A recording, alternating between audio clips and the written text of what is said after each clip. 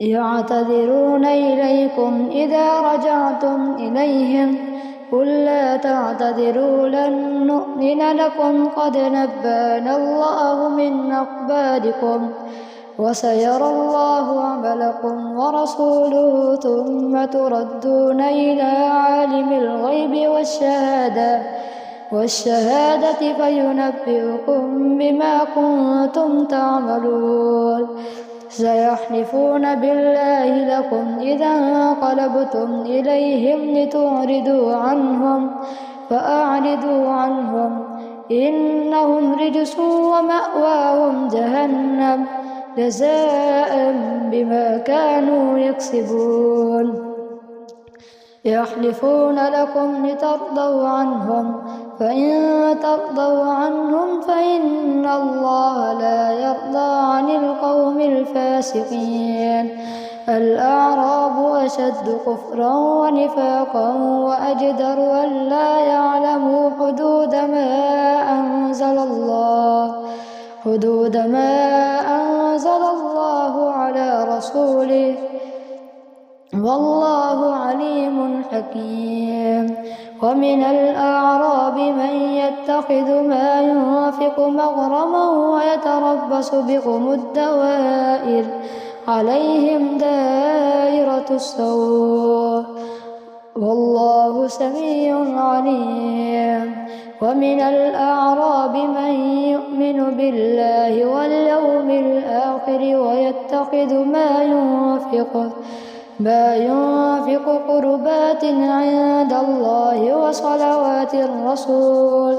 ألا إنها قربة لهم سيدخلهم الله في رحمته إن الله غفور رحيم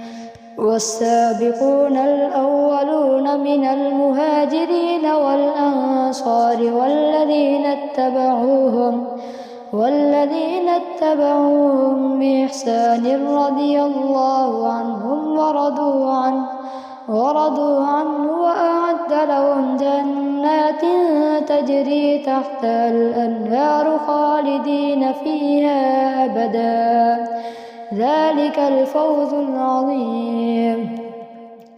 وممن حولكم من الأعراب منافقون ومن أهل المدينة مردوا على النفاق لا تعلمهم نحن نعلمهم سنعذبهم مرتين ثم يردون إلى عذاب عظيم وآخرون اعترفوا بذنوبهم خلطوا عملا صالحا وآخر سيئا عسى الله أن يتوب عليهم إن الله غفور رحيم خذ من أموالهم صدقة تطهرهم وتزكيهم بها وصل عليهم إن صلاتك سكن لهم والله سميع عليم ألم يعلموا أن الله هو يقبل التوبة عن عباده ويأخذ الصدقات وأن الله هو التواب الرحيم وقل اعملوا فسيرى الله عملكم ورسوله والمؤمنون وستردون إلى عالم الغيب والشهادة فينبئكم بما كنتم تعملون وآخرون مرجون لأمر الله إما يعذبهم وإما يتوب عليهم والله عليم حكيم والذين اتخذوا مسجدا ضرارا وكفرا وتفريقا بين المؤمنين وإرصادا لمن حارب الله ورسوله من قبل وليحلفن إن أردنا إلا الحسنى والله يشهد إنهم لكاذبون لا تقم فيه أبدا لمسجد أسس على التقوى من أول يوم لمسجد أسس على التقوى من أول يوم أحق أن تقوم فيه رجال يحبون أن يتطهروا والله يحب المطهرين أفمن أسس بنيانه على تقوى من الله ورضوان خير أم من أسس بنيانه على شفا جرف هار فانهار به في نار جهنم والله لا يهدي القوم الظالمين لا يزال بنيانهم الذي بنوا ريبة في قلوبهم إلا أن تقطع قلوبهم والله عليم حكيم إن الله اشترى من المؤمنين أنفسهم وأموالهم بأن لهم الجنة يقاتلون في سبيل الله فيقتلون ويقتلون وعدا عليه حقا في التوراة والإنجيل والقرآن ومن أوفى بعهده من الله فاستبشروا ببيعكم الذي بايعتم به وذلك هو الفوز العظيم التائبون العابدون الحامدون السائحون الراكعون الساجدون الآمرون بالمعروف والناهون عن المنكر والحافظون لحدود الله وبشر المؤمنين ما كان للنبي والذين آمنوا أن يستغفروا للمشركين ولو كانوا أولي قربى من بعد ما تبين لهم أنهم أصحاب الجحيم وما كان استغفار إبراهيم لأبيه إلا عن موعدة وعدها إياه فلما تبين له أنه عدو لله تبرأ منه إن إبراهيم لأواه حليم وما كان الله ليضل قوما بعد إذ هداهم حتى يبين لهم ما يتقون إن الله بكل شيء عليم إن الله له ملك السماوات والأرض يحيي ويميت وما لكم من دون الله من ولي ولا نصير لقد تاب الله على النبي والمهاجرين والأنصار الذين اتبعوه في ساعة العسرة من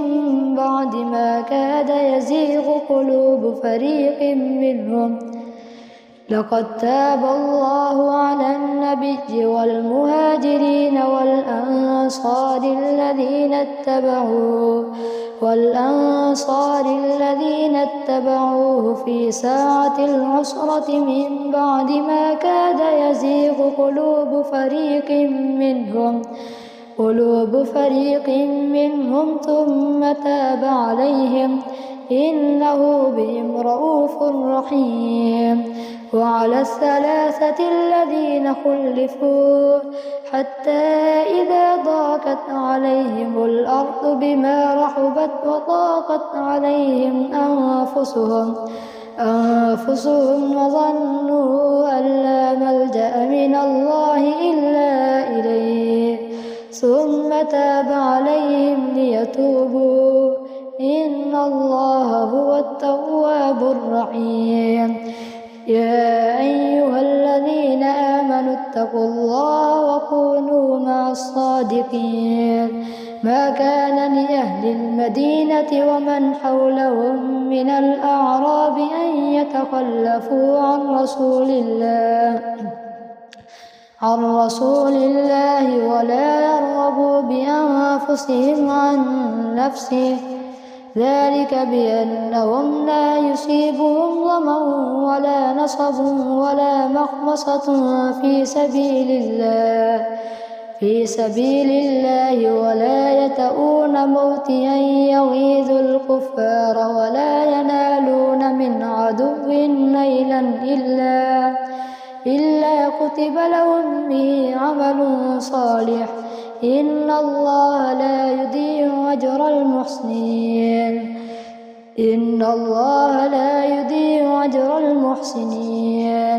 ولا ينفقون نفقة صغيرة ولا كبيرة ولا يقطعون واديا إلا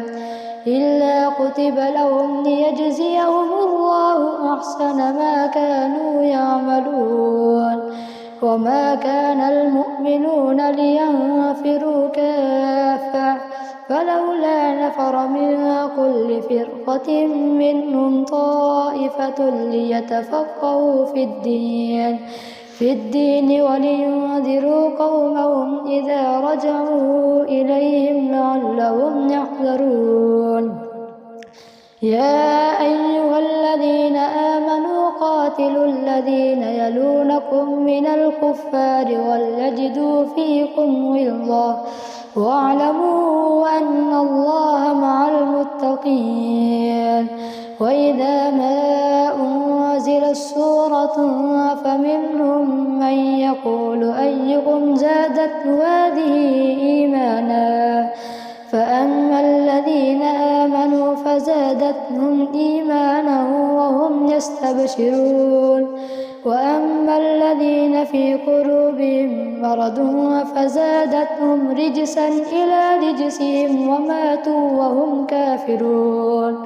أولا يرون أنهم يفتنون في كل عام مرة أو مرتين ثم لا يتوبون ولا هم يذكرون وإذا ما أنزلت سورة نذر بعضهم إلى بعض هل يراكم من أحد ثم انصرفوا صرف الله قلوبهم بأنهم قوم لا يفقهون لقد جاءكم رسول من أنفسكم عزيز عليه ما عنتم حريص عليكم بالمؤمنين رءوف رحيم فإن تولوا فقل حسبي الله لا إله إلا هو عليه توكلت وهو رب العرش العظيم ألف لام را تلك آيات الكتاب الحكيم أكان للناس عجبا أن أوحينا إلى رجل منهم أن أنذر الناس وبشر الذين آمنوا أن لهم قدم صدق عند ربهم قال الكافرون إن هذا لساحر مبين إن ربكم الله الذي خلق السماوات والأرض في ستة أيام ثم استوى على العرش يدبر الأمر ما من شفيع إلا من بعد إذنه ذلكم الله ربكم فاعبدون أفلا تذكرون إليه مرجعكم جميعا وعد الله حقا إنه يبدأ الخلق ثم يعيده ليجزي الذين آمنوا وعملوا الصالحات بالقسط والذين كفروا لهم شراب من حميم وعذاب أليم بما كانوا يكفرون هو الذي جعل الشمس ضياء والقمر نورا وقدره منازل لتعلموا عدد السنين والحساب ما خلق الله ذلك بالحق ما خلق الله ذلك إلا بالحق يفصل الآيات لقوم يعلمون إن في اختلاف الليل والنهار وما خلق الله في السماوات والأرض لآيات لقوم يتقون إن الذين لا يرجون لقاءنا ورضوا بالحياة الدنيا واطمأنوا بها والذين هم عن آياتنا غافلون أولئك مأواهم النار بما كانوا يكسبون إن الذين آمنوا وعملوا الصالحات يهديهم ربهم بإيمانهم تجري من تحتهم الأنهار في جنات النعيم دعواهم فيها سبحانك اللهم وتحيتهم فيها سلام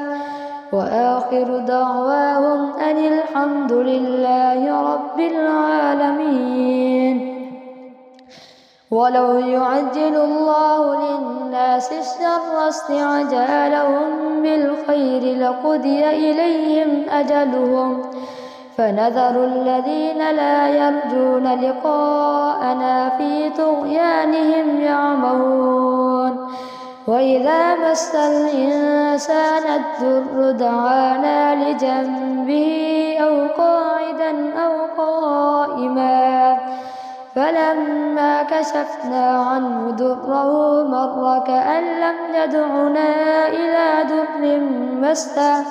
كذلك زين للمسرفين ما كانوا يعملون ولقد أهلكنا القرون من قبلكم لما ظلموا وجاءتهم رسلهم بالبينات وما كانوا ليؤمنون كذلك نجزي القوم المجرمين ثم جعلناكم خلائف في الأرض من بعدهم لننظر كيف تعملون وإذا تتلى عليهم آياتنا بينات قال الذين لا يرجون لقاء نأت بقرآن غير هذا أو بدل قل ما يكون لي أن أبدله من تلقاء نفسي إن أتبع إلا ما يوحى إلي إني أخاف إن عصيت ربي عذاب يوم عظيم قل لو شاء الله ما تلوته عليكم ولا أدراكم به فقد لبثت فيكم عمرا من قبله أفلا تعقلون فمن أظلم ممن افترى على الله كذبا أو كذب بآياته إنه لا يفلح المجرمون ويعبدون من دون الله ما لا يضرهم ولا ينفعهم ويقولون هؤلاء شفعاؤنا عند الله قل أتنبئون الله بما لا يعلم في السماوات ولا في الأرض سبحانه وتعالى عما يشركون وما كان الناس إلا أمة واحدة فاختلفوا ولولا كلمة سبقت من ربك لقضي إليهم أجلهم فنذر الذين لا يرجون ولولا كلمة سبقت من ربك لقضي بينهم فيما فيه يختلفون ويقولون لولا أنزل عليه آية من ربه فقل إنما الغيب لله فانتظروا إني معكم من المنتظرين وإذا أذقنا الناس رحمة من بعد ضراء مستهم إذا لهم مكر في آياتنا قل الله أسرع مكرا إن رسلنا يكتبون ما تمكرون هو الذي يسيركم في البر والبحر حتى إذا كنتم في الفلك وجرين بهم بريح طيبة وفرحوا بها جاءتها ريح عاصف وجاءهم الموج من كل مكان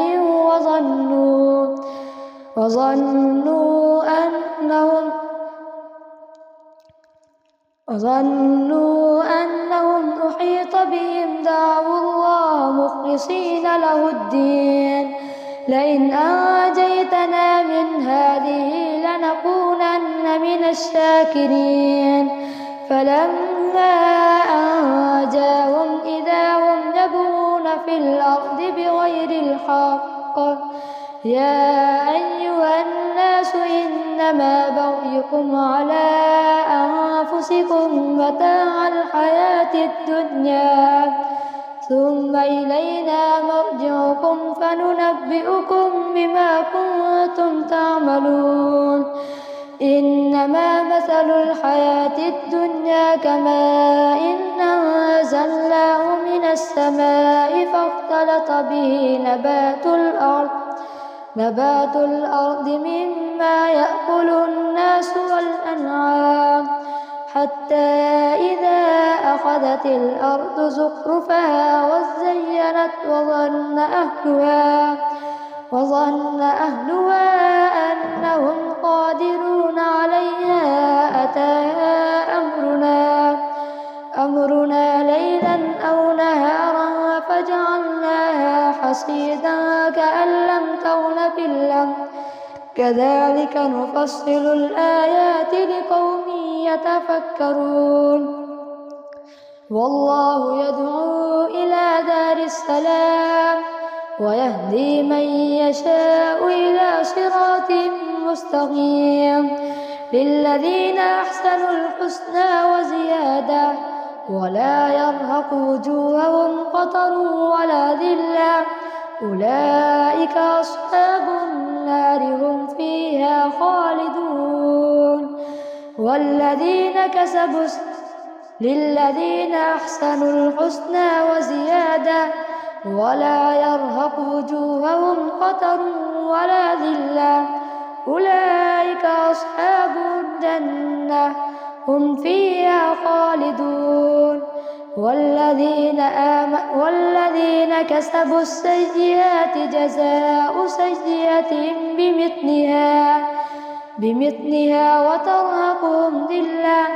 ما لهم من الله من عاصم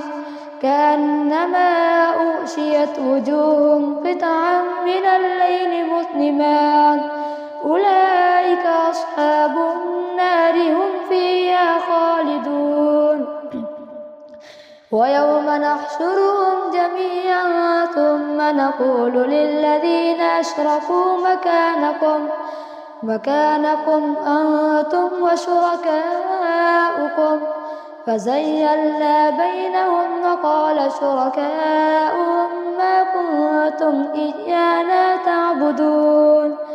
فكفى بالله شهيدا بيننا وبينكم إن كنا عن عبادتكم لغافلين هنالك تبلو كل نفس ما أسلفت وردوا إلى الله مولاهم الحق وضل عنهم ما كانوا يفترون